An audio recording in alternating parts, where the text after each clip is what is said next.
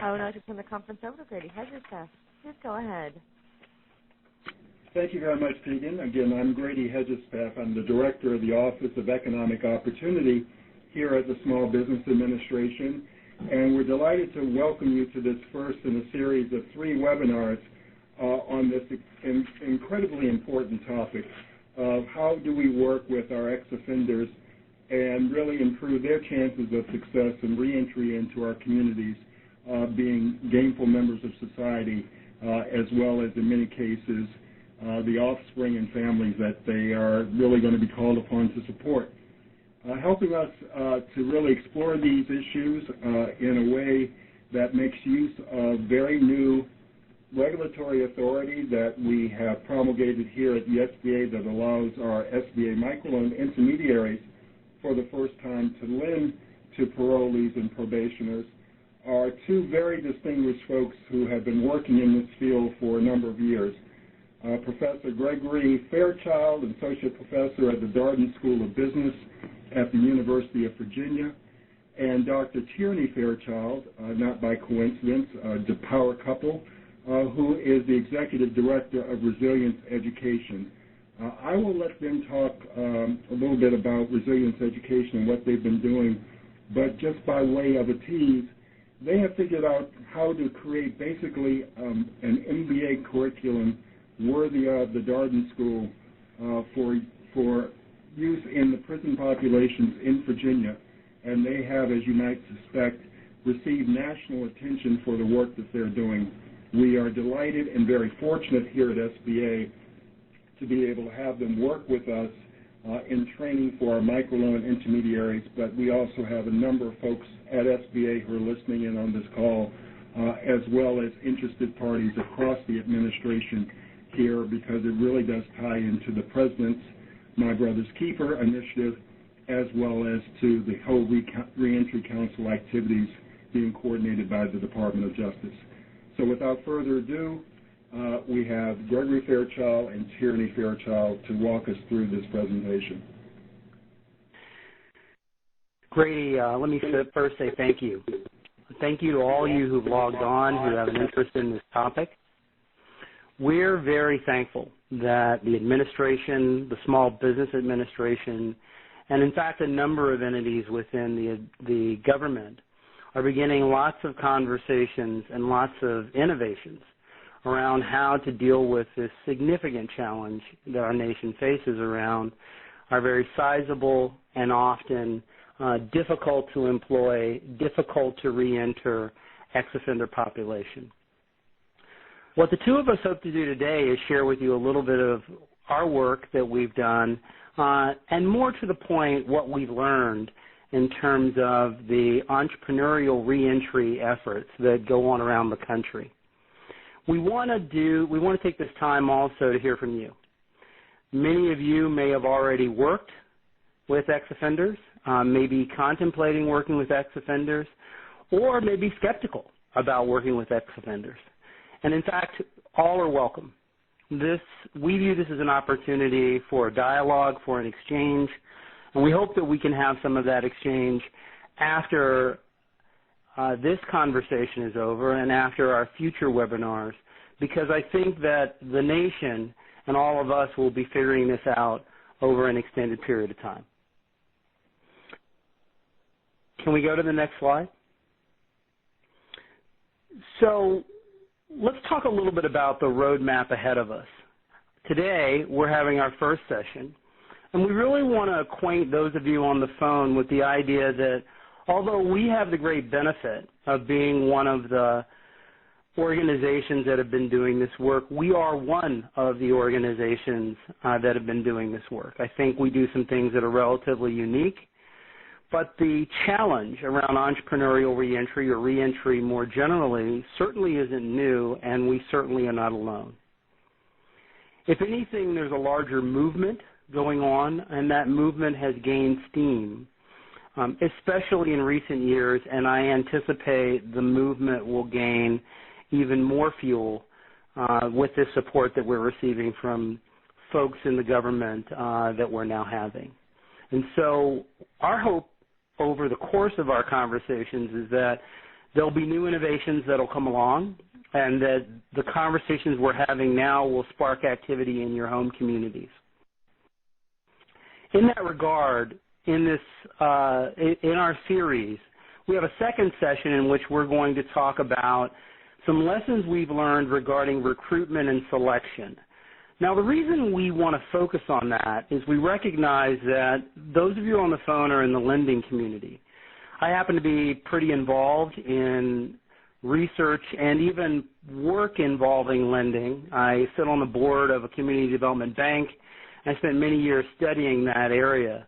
And so the questions of creditworthiness, the questions of technical assistance programs, the questions of organizations that go out and do microlending to the underserved, these are things that entirely separate from the activities we've been doing in resilience education near and dear to our work.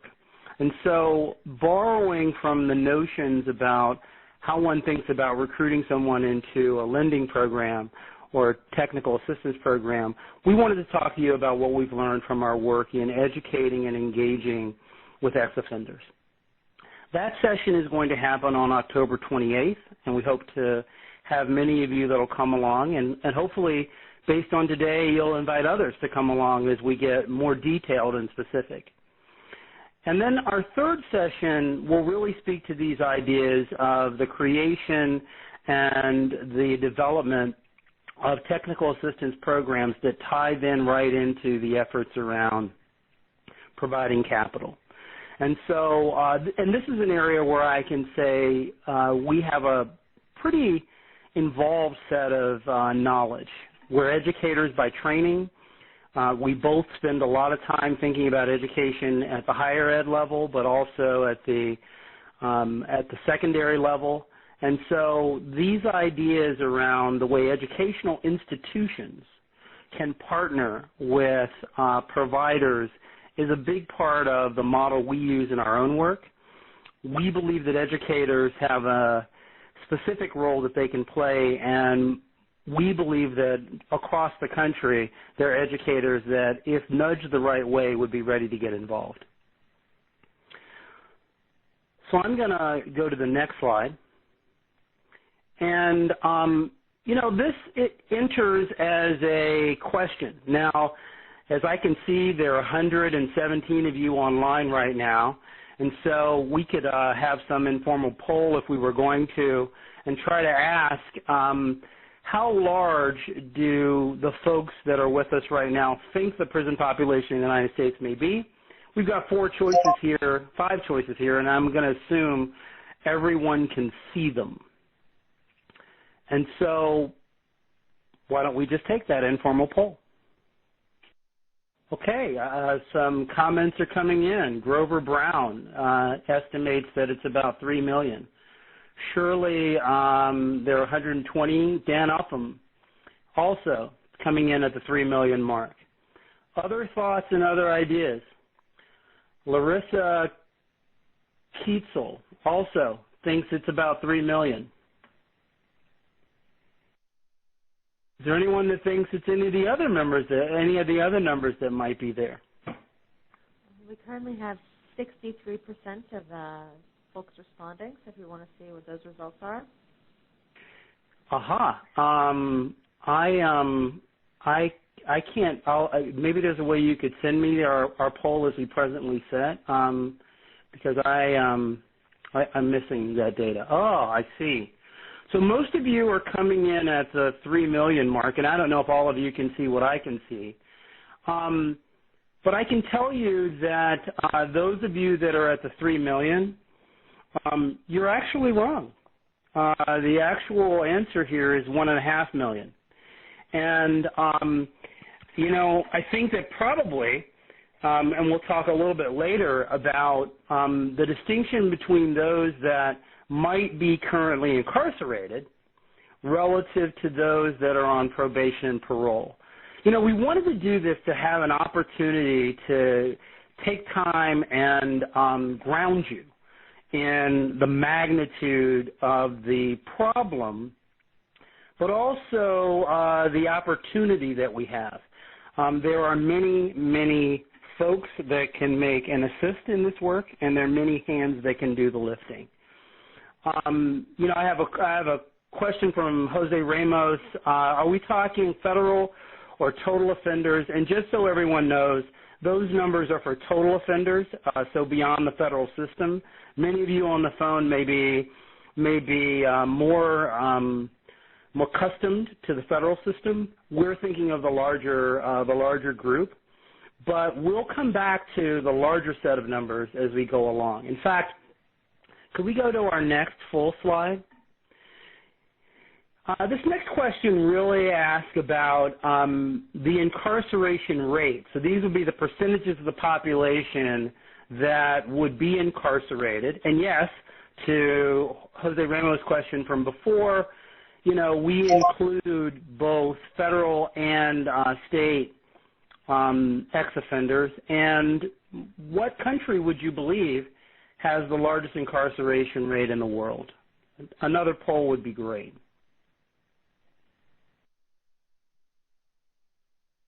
I see some comments coming in. Tracy Gerard has guessed or suggested that it's the United States.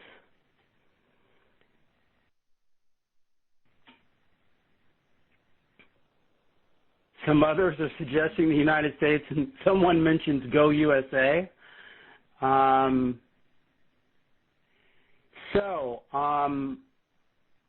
I can, if we can go to the next slide, we can provide some opportunity to show. The poll here tells you that, some of you consider the Russian Federation.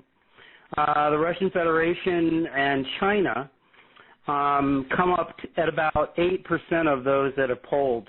And knowing the political reputation or the reputation of both of these countries involving political prisoners, these would be somewhat reasonable guesses. But for those who came in at the United States, which by our numbers are 38% of the total that we currently have, in fact, it's the United States. And if we go to the next slide, it'll give you all a sense of the magnitude. So for those who said Go USA, these numbers that you have here and the color codes in the charts, pink, the hot pink, is the largest population, and that you see there. And again, these are currently incarcerated populations. You can see Canada. Canada sits just above us, has roughly 1/3 the incarcerated populations the United States does, and the same thing would be true of Mexico, less than a half. Russia is one of the leading nations in terms of incarcerated populations, but in fact is far lower than the United States. It's interesting to think that the United States holds 25% of the incarcerated people in the world, and that at the same time we're roughly 5% of the population of the world. And so back to the Go USA, we lead all nations, we lead the planet on the not only magnitude of individuals that are incarcerated, but the percentages of our population that are incarcerated. And so we should go on to the next slide. Let's now get into some of these questions that were asked earlier. So, for example, Mr. Ramos wanted to know how large was the federal relative to the state populations that are incarcerated, and you can see those figures here. The state populations are about 6-7 times the size of the federal incarceration system, and the rates are there as well. 612 people per 100,000. Now, within the United States, many of you may already know, there happen to be some differences by state and by region. And it turns out that were you to be interested in your home state, you could do even further analysis.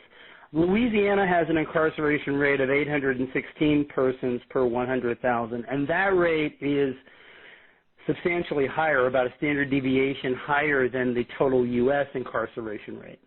And so these would be things that you might want to attend to.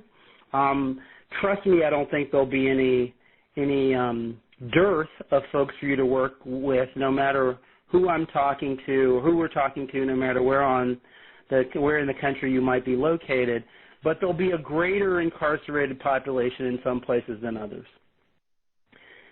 We also thought it'd be interesting to talk about the growth in the corrections population. You see these data here on the left-hand side. These data are coming from the Bureau of Justice Statistics. I sometimes slip on that word. And I think you can see not only the growth in the total population, but you'll also see here the probation, those currently in prison, those on parole, and those in jail.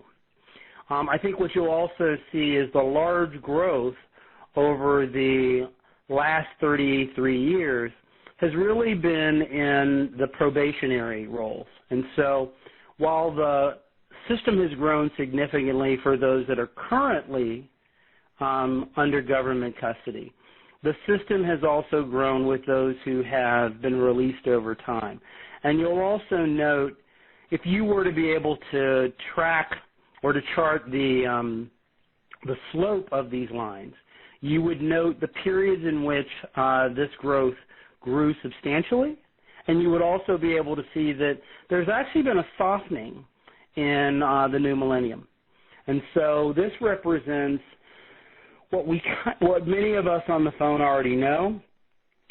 This represents some of the changes in policy that have occurred around the country and some recognition, even in some parts of the country, on the cost, the actual not just social cost, but the actual economic cost of our incarceration rates and our correction system. We also want to talk a little bit about and share with you what we know about who the offender population is. There's some demographics there you can see. You'll also be able to figure out indices, the degree to which certain groups are overrepresented, men are overrepresented, African Americans, and then you'll also see some information about the size of the population that is involved in drug offenses, which were a big part of the rampant growth that we've seen. And also you'll see some of the information about violent offenders.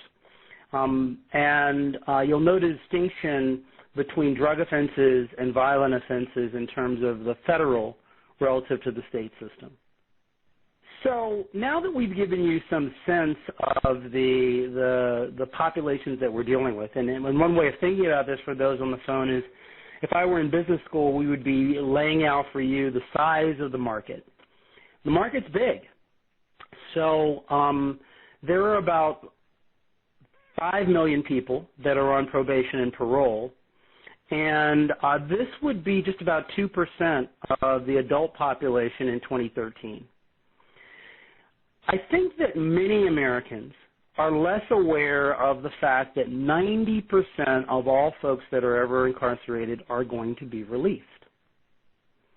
And so what I think folks are less cognizant of, at least in passing, I certainly was less aware of until we began to do this work, is that there are releases occurring all over the country at rates that would really surprise most people, 10,000 people being released around the country in every week.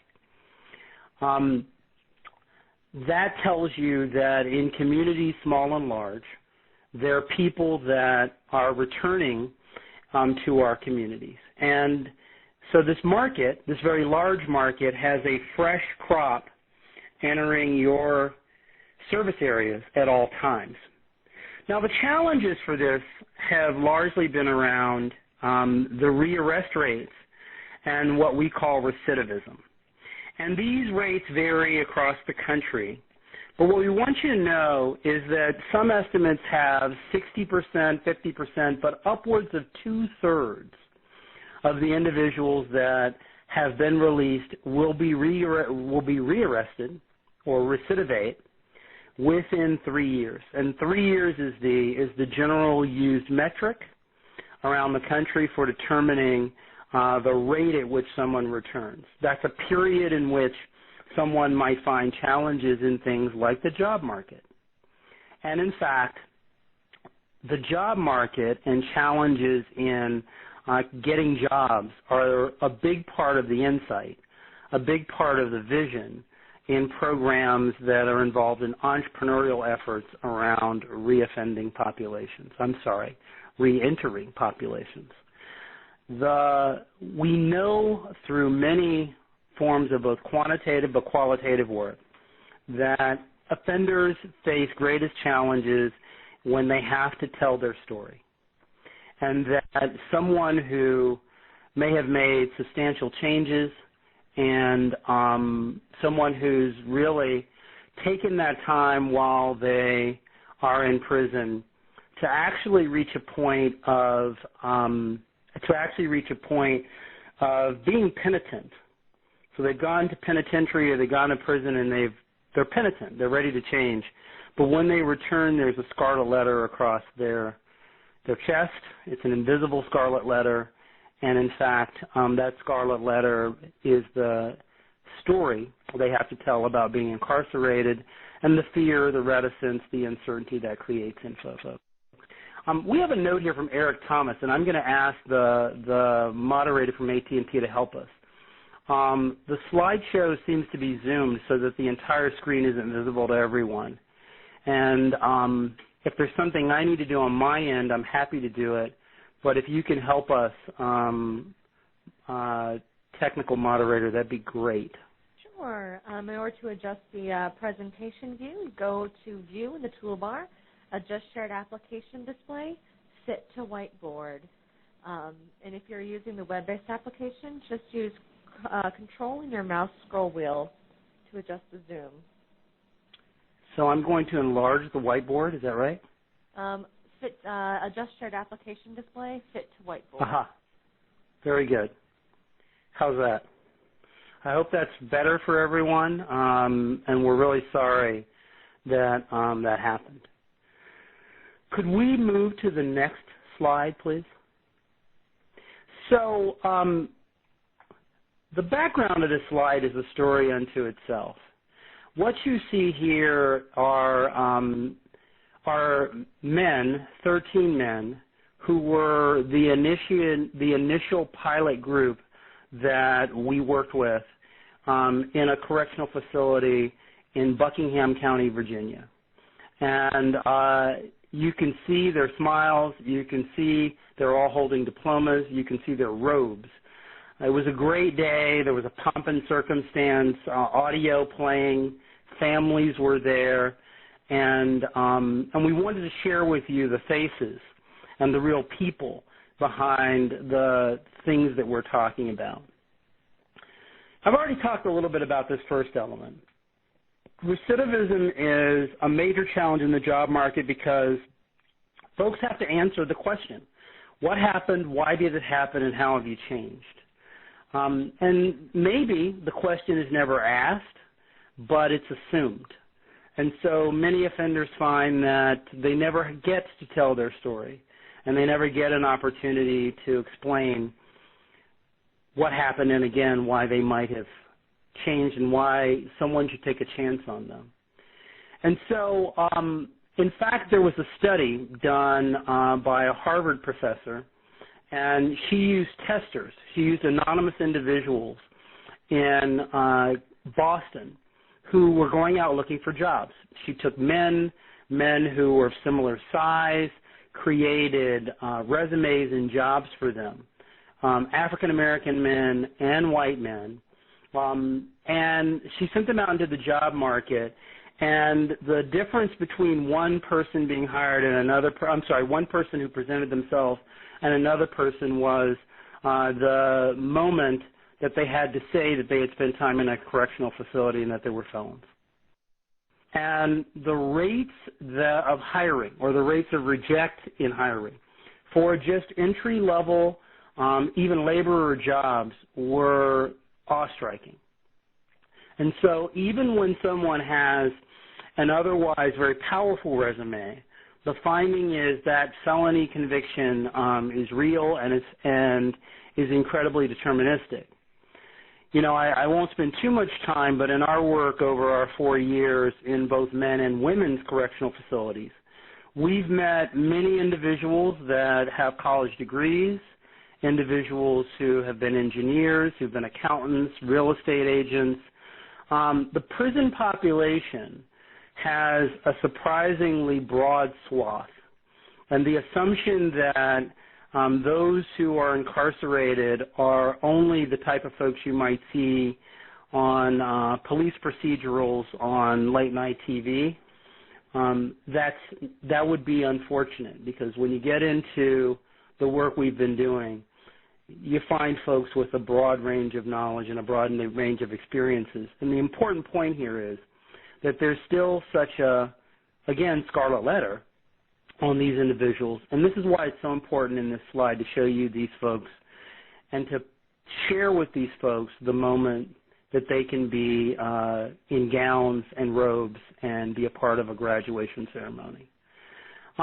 But back to our thoughts.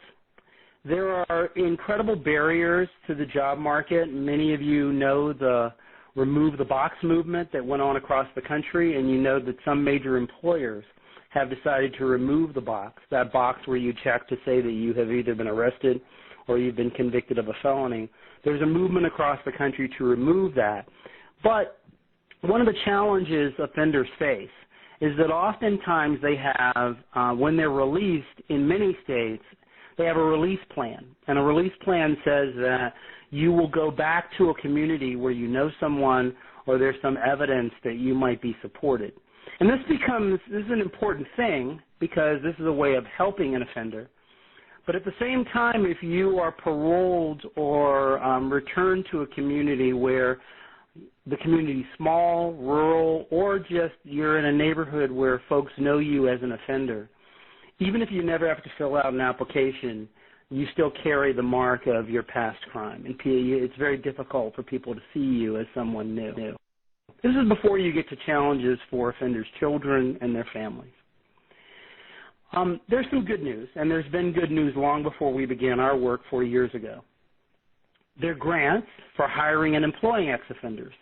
And, I encourage all of you on the phone, if you are lending to ex-offenders who are running firms, or you're lending to firms that are hiring ex-offenders, you might consider informing them about grant opportunities and employment benefits that they might receive for hiring ex-offenders. And all of these policies are in recognition of the great recidivism challenges that ex-offenders face, and quite honestly, the large portion of our community who are ex-offenders. Can we proceed to the next slide? So we'd like now, after laying out the problem, the magnitude of the problem, and in fact some of the reasons we've begun to focus on entrepreneurship education, we'd like to acquaint you with the landscape of programs that are out there. And so I think you'll note that there are a few. First of all, there is lots of education within prisons.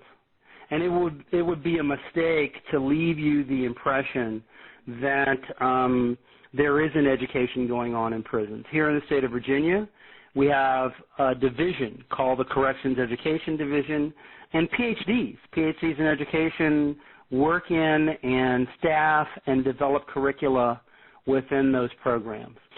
Those curricula fall essentially into basic general equivalency degrees, the GED. This prepares ex-offenders with at least the high school entry point. But many of you know that high school education is necessary but insufficient in the modern job market, even in what might otherwise be considered entry-level or labor work. And so recognizing this, corrections departments have also built up vocational programs. These would be programs in things like welding, auto shop, And just to go beyond what you might have seen on TV, here in Virginia in the facility we work in, there is a large cosmetology studio inside our women's facility, but there also is an amazing program in developing and teaching folks how to grind glasses for optical use, and an amazing program, I know I've already said that, but an amazing program in translating Braille. And in our facility, women work on books for Braille programs and for our Library of Congress. And so these skills, be it translation of Braille or be it repairing a car, are known opportunities for people when they come out. One of the challenges sometimes people face is that when someone looks at their certification in a certain area, plumbing for example, they might note that certification comes through their state or even a federal Department of Corrections. And it's odd because, quite obviously, there's some folks that look beyond the certification to the fact that the certification was awarded by a corrections institution. And either by dint of, again, fear, ignorance, or just a doubt about whether an auto body education inside a prison is as good as an auto body certification outside a prison, we know that there are some challenges around that. There have been college programs in prison, and you'll find that during periods in the United States during the tough on crime movement, these decreased not just in number but in the range of programs that folks could pursue. Again, in our women's facility, women can pursue an associate's degree through a local community college. What I suspect has produced incredible movement around the country is the return of Pell Grant funding for offenders. And many of you on this webinar know this was a decision of the Obama administration. I can tell you at my university, and I am sure, again, across the country, this has sparked an incredible attention and amount of discussions as universities and educators are responding to this type of incentive. It's a shame, I have to confess at a personal level, that these types of activities follow the money, but that's the reality of the way people tend to move, and as an economist, I believe incentives matter.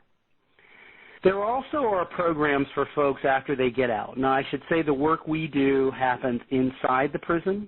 Increasingly, we would like to think about post-release reentry, but we want you to know that they're halfway houses, places where people go to stay and, yes, receive educational supports along with counseling, travel and transportation, so on and so forth.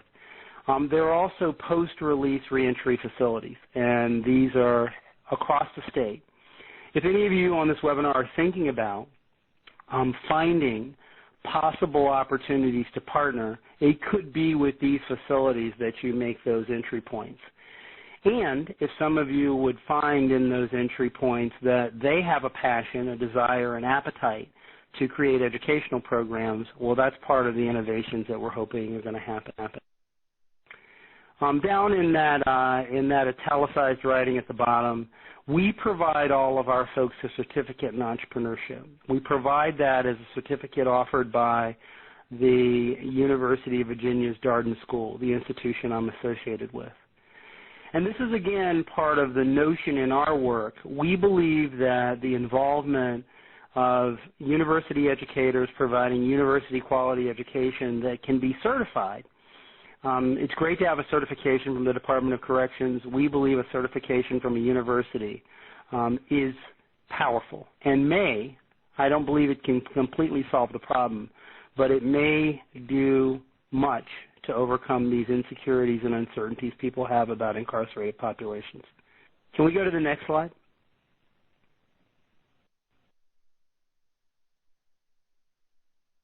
So we have another poll for you. And we'd like to know your thoughts about the effectiveness of corrections education programs.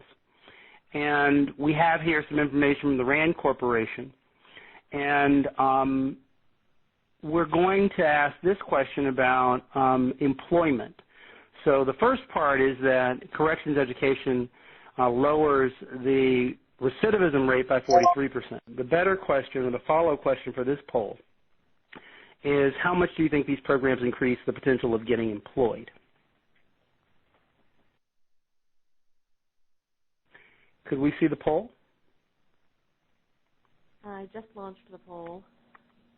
Great. Some people are logging in now.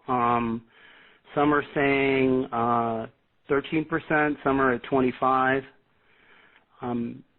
At least as far as we can see so far, no one is suggesting no increase. And if we were to suggest that, that might be surprising to be in our presentation that we would say that, but it could be. Larissa Kletzel is recommending 25%. And so it seems as if those of you who are polling, your thoughts are coalescing in the middle. If we could show the poll. Sure. So with about 55 of you in, out of the total 120 folks that are logged in, it looks as if most of you, again, as I said, are coalescing in the middle, with a perfect bell-shaped curve of just a few responses for the 5% and a few for the no increase. Well, the answer is on the lower end of the distribution. It's B. It's the 13%. And so that may seem not powerful, but if you think about the idea that education programs, any education programs during corrections, increases the chance of employment by 13%. That can make a significant difference in a local population or in these overall recidivism rates. What I also want you to go on, can we go on to the next slide? So these studies were for education programs generally. I want you to know that we've been involved in the questions around education programs that focus on the question of entrepreneurship education.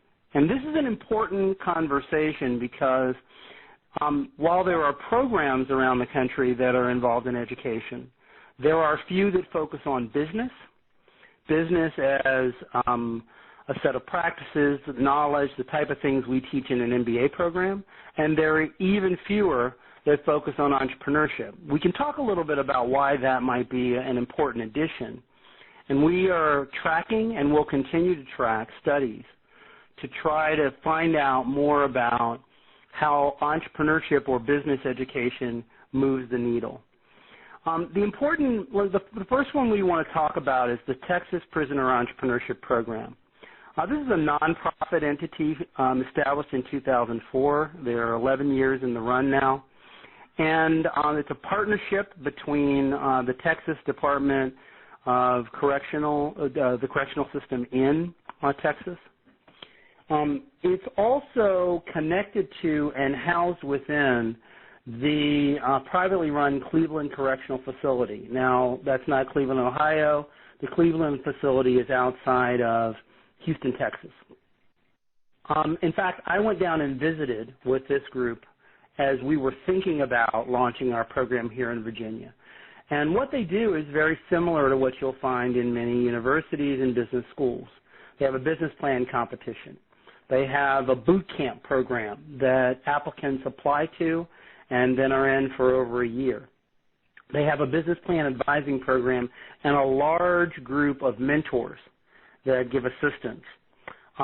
They have care packages that assist people when they come out. You know, many of you on the phone may not know, or you may have seen films that talk about people getting out and they get a few dollars and they have, you know, a bag with their boots. You know, the reality is that many people when they're released have lots of what we would call structural disadvantages.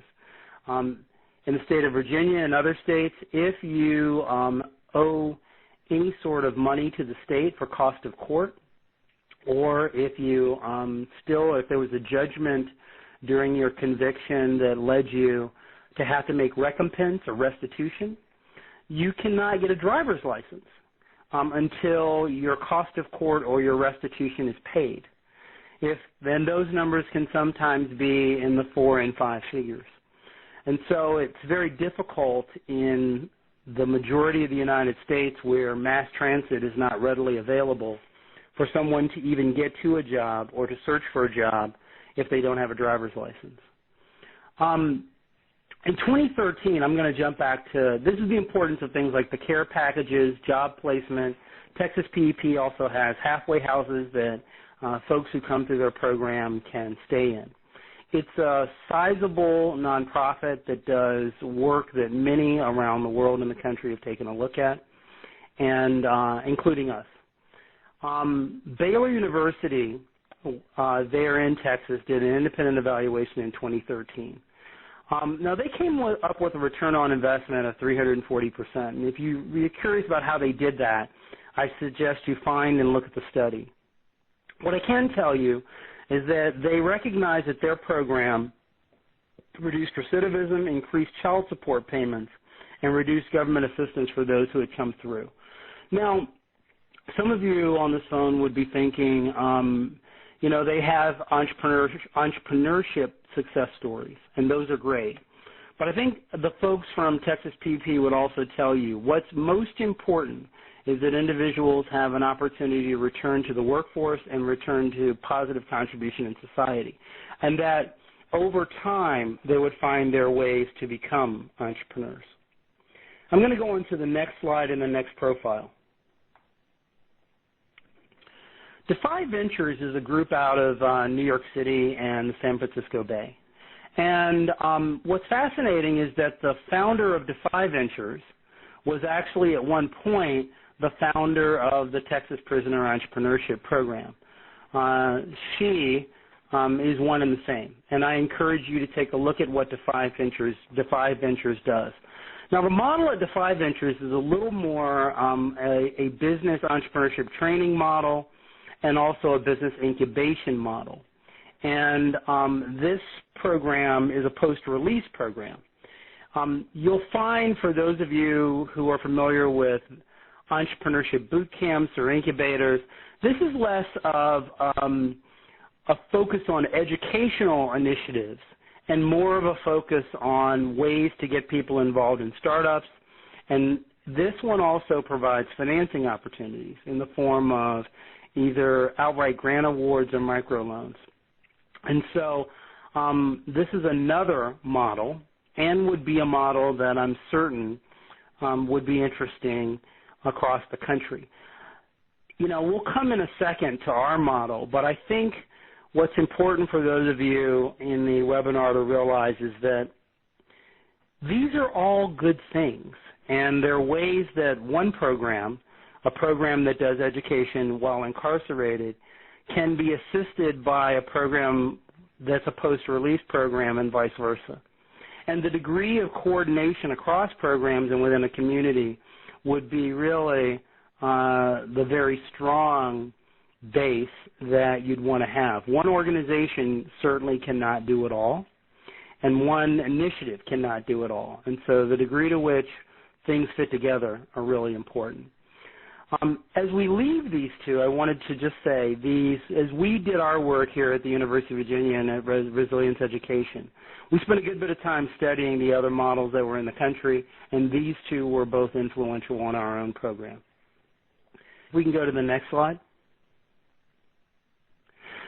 So let's tell you a little bit about what we've been doing. So we're in our fourth year of work. We're a relative newcomer to this. My day job is to be a professor at a business school teaching MBAs. And we came together after we began this work and we began to realize the magnitude of the challenge. My wife, Tierney, is an expert on educational programming, as I said earlier, on turnaround school systems, challenges at the secondary level in education, and spent many years working in philanthropy in both secondary and higher ed.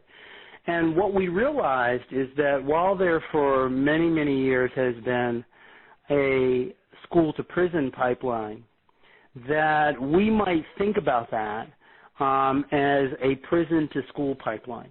We might reverse that tradition, and we might think of ways that individuals who are incarcerated could be better prepared, better evaluated, better coached for that reentry moment. And that if you could provide university quality instruction using university instructors, you might be able to provide good surety about the education people would receive behind bars. So let me tell you a little bit about what we've done. We, as with many business schools, we use a case method, case study model. We do that because we think it's important for individuals when learning to learn about actual business challenges, businesses they can relate to.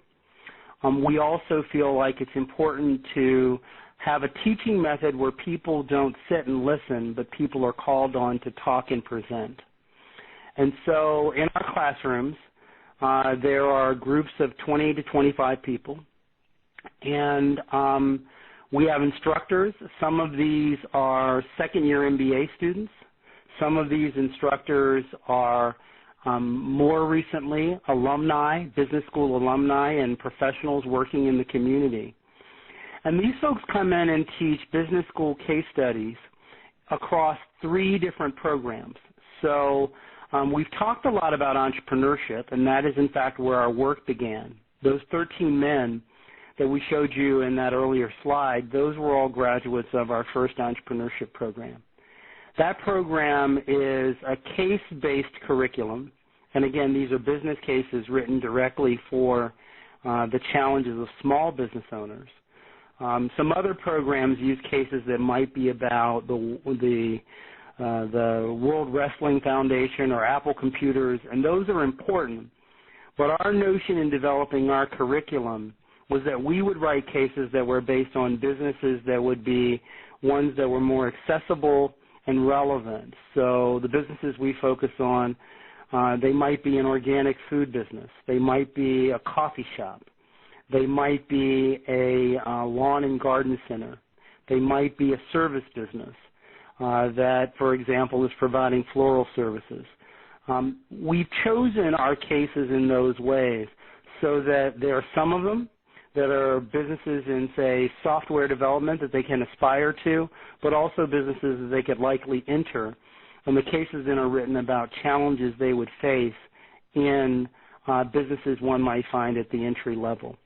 I should point out that although this content began in the prison, we have since begun teaching the same content to veterans that are reentering from the military.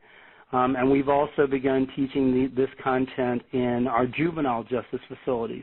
For those of you who may be on the phone that are thinking about young offenders, we have just begun work there as well. And so this idea that the entrepreneurship content, it's fun, it's engaging. We also have business plan competitions. We also have lots of presenting. But we have a curriculum that we think does a very good job of speaking to the specific challenges of this population or anyone that's thinking about entrepreneurship in an entry-level way. It's very exciting to have people read cases, for example, about venture capital firms or about, again, a business like Facebook. But what those of you on the phone know, especially those that are lenders, you know that most businesses fund through a depository relationship or through friends and family. And so our cases, our materials are written more to those sets of questions. We have a wonderful commercial bank funding case that we do, which really teaches our participants about what exactly is required of them in terms of the 5 C's. But by the time they're finished with their case, they have a good sense of what debt service might be, and they have a good sense of how a financial institution would try to determine their ability to collateralize their loan and their ability to pay and how it's calculated. After we did our entrepreneurship program, we moved on to our financial capability program. And that program really came out of 2 insights. The first was that we were teaching some finance concepts in our entrepreneurship program, and we realized that if you're talking to someone about the importance of your FICO score and elements of your past financial history, that it would be difficult to find that many of the folks had either no financial history, because of the long time they had been in prison, or their financial history was poor, or third, and I talked about these things earlier, many of the people we might have been dealing with were also facing challenges of restrictions around their ability to work or get driver's license or those things because they had restitutional agreements or challenges of indebtedness to the state. And so this was the primary insight around the creation of our financial capability program. And we use that word financial capability because this program is focused on the idea that it's important to teach people about financial services products, but also to teach them which ones are right for them to use and how to use them.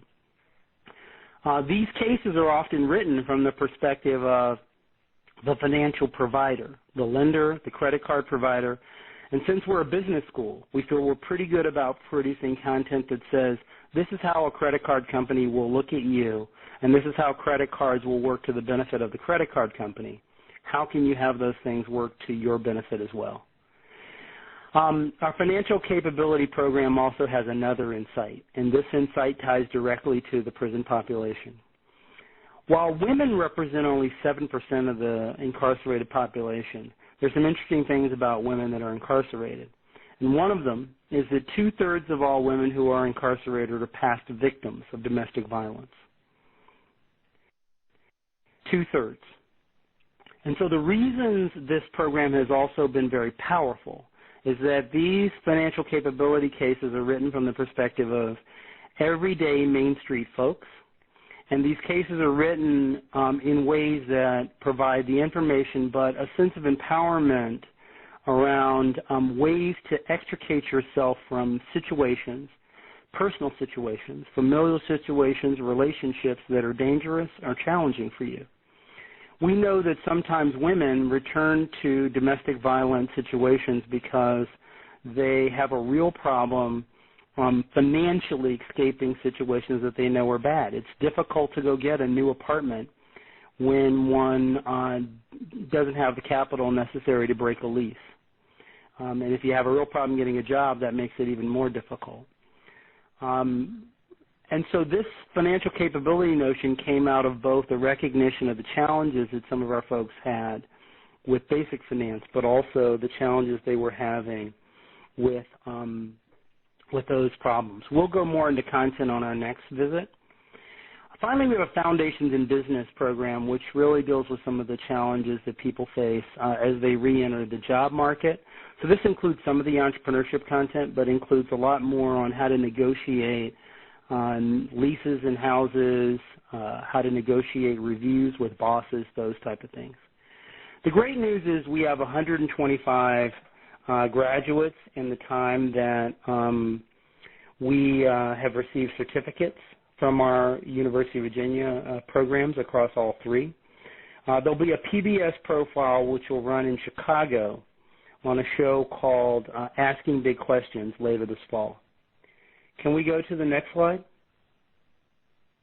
We've talked about many of these, so I won't spend too much time given how much time we've had for the webinar. Background checks, barriers to housing. There are lenders that ask about felonies and will not lend.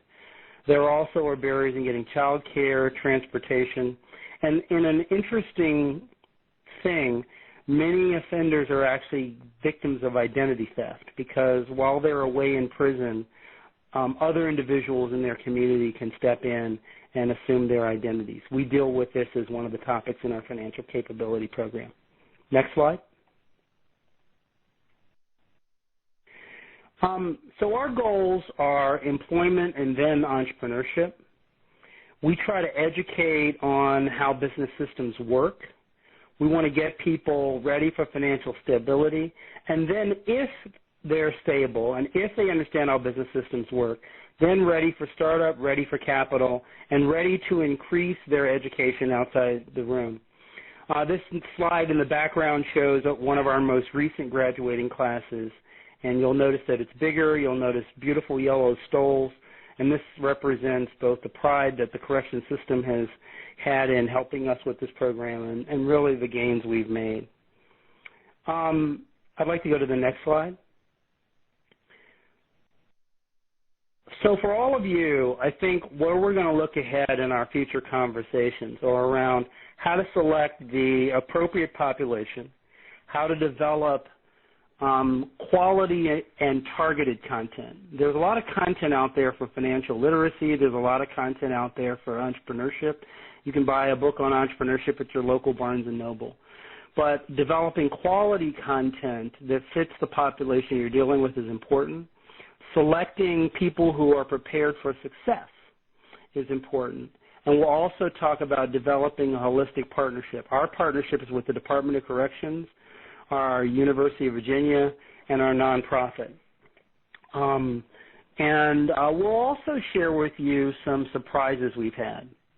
You know, I could tell you I was in the prison last night, and, I watched a case being taught on cash flow management, and I watched individuals with no computers create spreadsheets using basic mathematics calculations and writing out cell after cell after cell to try to figure out cash flows over many years for a business. And I have many other stories I could tell that are like that. If we go to our next slide, I think we're ready for questions. Some of you will have questions during the time that we're together. We want to thank you for hanging on as long as you have. If you need to jump off, that's wonderful. But you'll see our names here. You'll see our emails, both at Resilience Education and at the University of Virginia. You'll also see our website address for Resilience Education where you can learn more about what we do in our programs. The point is that we'd like to continue connecting with you. Certainly we'll take more questions today. We'd like to talk with you again during our upcoming webinars. And then we'd also like to hear from you via email because it's a wonderful medium to do so. Again, those dates for the next two are October 28th and November 18th, and we'll go into more detail on content and selection. Are there questions we should take now? We're willing to hang on. Hi, my name is Barbara Andrews, and I was trying to get your contact information because I'm listening audio only. Hello? Hello? They were here. Just for a moment, I can tell you their email addresses. Thanks. There's, Tierney's email address is Tierney, Tierney, at resilience-education.org. That's Tierney at resilience-education.org. Okay.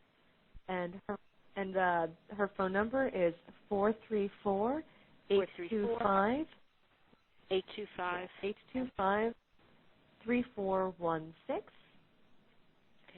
And Gregory Fairchild's email address is Fairchild, SAIRCHILDG, at darden.virginia.edu. Okay. And his email address. Oh. Yeah. Do you want his phone number as well? Right. Yeah, his phone number is 434. Yes. 243-8879. Thank you so much. You're welcome. Hi, Tegan. Hi, everybody. This is Dan Upham at the SBA. I was sort of following along in our notes section, and I saw that one question did come in during the presentation that was directed more at the SBA from Jamal Ewing. For those of you that didn't see the question, it was the recent rule change made felons eligible to apply for microloans at the intermediary's discretion. However, is there still a process that the intermediaries would need to follow through the SBA when dealing with applicants with felonies? What does the process look like? And our response to that is that if you're familiar with the 7A world, there is a process for dealing with applicants with felonies. However, with the microloan program, there is not. There is no 912 process. There are some carve-outs, specific carve-outs in the rule, one being crimes involving fraud, another involving crimes of a sexual nature against minors, especially in those cases where the small business would be operating a child care business. But the overarching sort of guiding light here is prudent underwriting, prudent lending, and just the understanding that the money that you're putting on the street is your money in the microloan program. Unlike the 7A SBA guarantee world where SBA has its money on the table, here this is your money, so it's up to you and your prudent underwriting to make the good loans. And this is Grady Hedges, just to add on to that. The real theory here is that you are in the best position to judge the underlying character of ex-offenders as you would any borrower. That's what the microloan program was set up by Congress. It's why specifically SBA has been prohibited in dictating underwriting standards. This is a true local community empowerment program.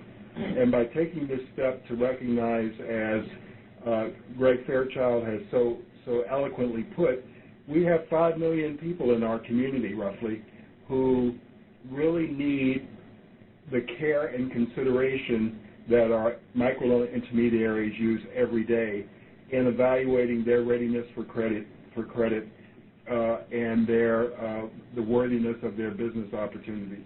So we are just trying to empower you to do what you do best.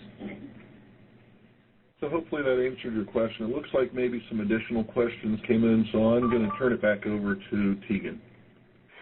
So we have a question here from Rodney Evans, and asked, could we speak to the level of demand for college training in comparison to the regular prison population? So I think the question Evans is asking is the numbers of folks that are in prison relative to their demand for education at that level. And, I'll tell you that this is a moving target, and it's a moving target for two reasons. First of all, not every prison in the United States has even the opportunity for individuals to pursue collegiate-level education. Of course, you would only pursue collegiate-level education if you completed a high school education or a general equivalency degree. But the question really is a difficult one to answer because not every facility has had the option of having collegiate courses. At one of our facilities, individuals have been taking classes from Ohio State University where they watch lectures on video, and that's gone on for years. But there are two challenges. The first challenge is even if one had the requirements to apply and be accepted to the Ohio University program, the second part of the challenge is whether they would have the money to be able to afford the program. And this is one reason that the administration's decisions around Pell Grants are so important. Again, if you're talking a population that has very little money, and you're talking a population with indebtedness and so on and so forth, even if an individual wanted to pursue a collegiate education, they might not have the wherewithal to get the funds and capital. Some of you may know that individuals that are incarcerated work in the prisons.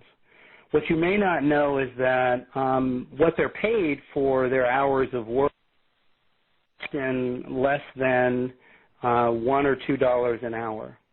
And so in some cases, individuals work for many, many hours for little money. These college courses that are available, if they're available, are not offered at all times, and they're not as expensive as the college courses that are offered in the general community, but they're also not cheap for someone who might be making just a couple of dollars an hour. And so I think, and I said this earlier, that I think in the future you're going to see lots of universities responding, and you're going to see lots of correction systems responding. And I think we will then have a better sense of what real demand there is.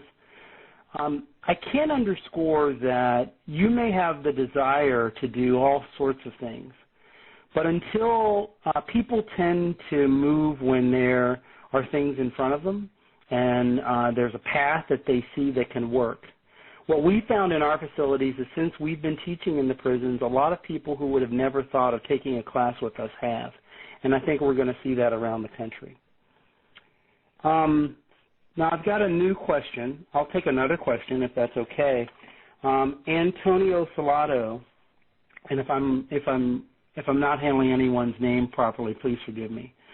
Ask where he'd like to get information on recidivism for white-collar ex-offenders as a section of the population. And I think the best place for you to look for that information would be the Department of Justice statistics. And many of the statistics we've presented in this presentation have come from the Bureau of Justice Statistics. They're really the national holding house. There are also researchers in universities who specialize in justice education. And so I told you earlier about the study that was done at Harvard looking at challenges in the job market for ex-offenders. You know, this is the type of work that often researchers in colleges do. And some of that work does focus on the white-collar criminal relative to the blue-collar or the non-white-collar criminal. My sense is that the recidivism rates are lower, and some of that has to do with the education that those individuals have. But we can tell you from our own work in our facilities, white-collar criminals find some interesting challenges as well. If you've been really well trained in accounting and finance, and then you find that you've been convicted of a crime that has something to do with the career you were in before, you are blocked from reentry into those fields. So someone who was a white-collar criminal in finance, and we happen to have worked with some folks who are in that situation, they would have an incredibly hard time ever working in financial services again. And so here's a situation with someone with a great skill but limited opportunity. Is there, so someone would like a copy of the PowerPoint? Anyone that would like a copy of the PowerPoint, you can either send an email to us at Resilience Education, or you can contact us contact the SBA. They would have it. There was a mention of grant funding. Can we talk about in more specificity about who funds entrepreneurship programs? Well, let me be clear about the type of funding that is out there, but let me also point out that there are all around the country and in your communities, there are many nonprofits that are doing grant funding on the local level. We've been the beneficiaries of grant funding in our local area, and those things wouldn't be captured in a large local clearinghouse. One of our local nonprofits just donated libraries at the tune of a 5-figure amount for the facilities that we work in. That wouldn't be something you could find in a centralized location. What we were talking about earlier, though, that I did want to mention is that there is grant funds and there are funds for hiring ex-offenders. So this is a little different than entrepreneurship, though it could mean that. It could mean support for ex-offenders that are starting businesses, but it really is existing programs that support grantees who are providing jobs to ex-offenders. So there's some places you could look. The Department of Labor and the Department of Justice have programs for release services, and there are all sorts of initiatives you can look in the Federal Bureau of Prisons as well for some of the programs that are out there. One of them is called Ready to Work. There's a federal work opportunity tax credit that encourages employers to hire ex-offenders. I didn't mention earlier that veterans are a large portion of the offender population, and I think this will surprise folks. And so there are some programs for homeless veterans that also include ex-offenders. There's a program like that that's called the Homeless Veterans Reintegration Program. There are programs that tie into mental health, which is another area. And so my biggest suggestion there is that the federal government would have lots of programs, but there are local grantors that might already have a program, or in the case of the grant we got locally, we approached our grantor with an idea. And again, I want to reiterate, I think this arena of assisting ex-offenders is new, and it's an area where there's going to be lots of innovation. And I think that there's an appetite in federal, state, local governments, but also nonprofits around the country in finding new and innovative ways to serve. So since it looks like we're nearing the end, I just want to again reiterate, we'll be back with you again. We continue to do this work. We'll be back, both of us will be back in prisons in the coming nights, really engaged with folks in a direct sense. As we go forward, we'll tell you more of those stories. We've really been at the level of 10,000 feet, and we've been at the level of talking through the landscape. In our future conversations, we'll tell more of our personal stories and our personal thoughts. Yeah, this is Tierney. You'll hear from me more next time, but I just wanted to thank you for the opportunity to spend this time with you all, and also just to mention that the work that you're planning to do is a really important connection to the work that we're doing within the prisons, and we look forward to exploring that further with you and what this new market looks like and what those opportunities look like for these ex-offenders. And we thank you again for your attention. And if we don't have any more, questions, I think you are asking about. I think we did have one more question about private foundations offering capital for ex-offenders and startup businesses, and we're going to get into some of this next time. So let's kind of hold on that a little bit. And I think at this point we'll turn it back over to Tegan and Chris if we don't have any other questions. Well, thank you very much. I was tasked with to do the takeaways of today's. So I would have to say that instead of going down the long list of what was already presented, I would say that opportunity. There's opportunity for our intermediaries to explore a new market. There are opportunities to help the reentry population. There are opportunities for our current micro borrowers that have businesses, possibly to get very well-qualified employees, as brought out by Greg's comment. Not every reentry population group would be all entrepreneurs, but they become better employees through the education programs. There was clearly interest in the opportunity for various grants, and obviously, as mentioned before, we have the ability to create the opportunity to educate you further on October 28th in regards to how you recruit for this program and get the insights from Greg and Tierney on not only within the prison system, but outside in the other facilities mentioned, such as halfway homes or release facilities. And then lastly, in November, we're going to talk about the content that you may want to put into your program so that you can explore this market in a productive manner.